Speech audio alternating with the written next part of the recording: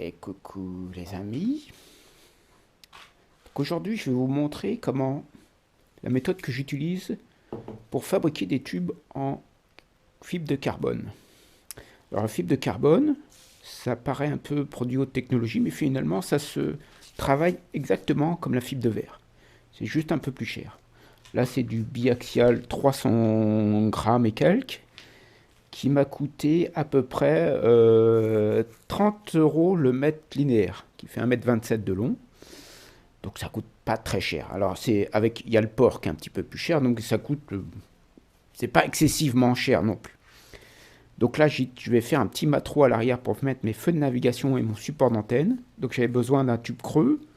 Donc j'utilise un vieux tube PVC que je vais rayer à fond pour pouvoir accrocher. Alors ça accroche pas très bien sur le PVC sur la fibre de carbone et la fibre de verre, parce que c'est pas des matériaux très compatibles, mais on va dire ça ne sert que d'âme et de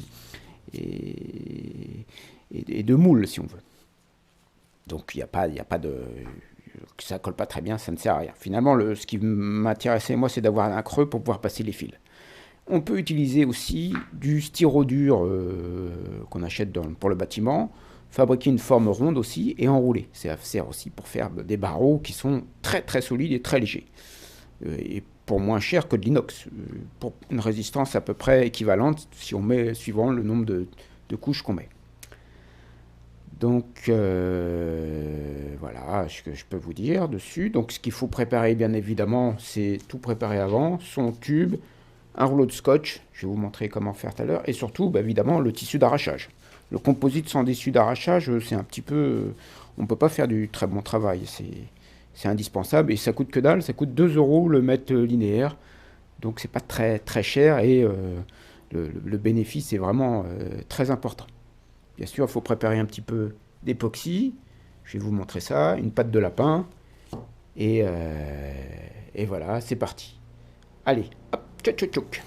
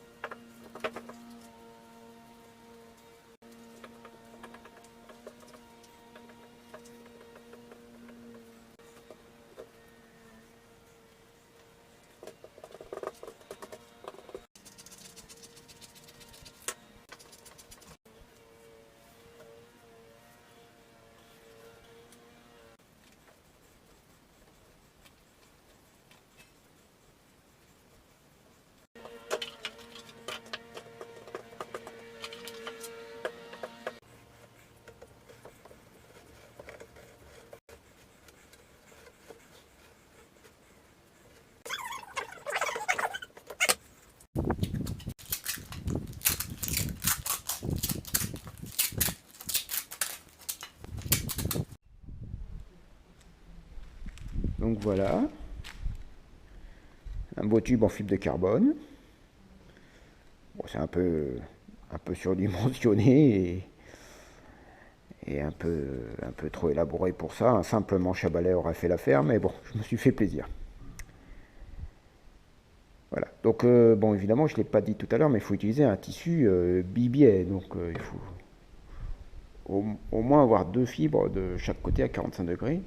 Si on utilise un équilibré avec une fibre comme ça et une fibre comme ça, il n'y a qu'une fibre sur 2 qui travaille, évidemment, c'est pas mécaniquement très bon. Donc voilà, joli tube. Donc je vais vous montrer plus prochainement comment je vais faire une petite plateforme, une petite potence pour tenir le feu de navigation et l'antenne, et puis comment ça sera fixé en bas. Ce sera l'objet de la prochaine vidéo. Allez, à ciao pour une nouvelle vidéo. Ciao, ciao, ciao.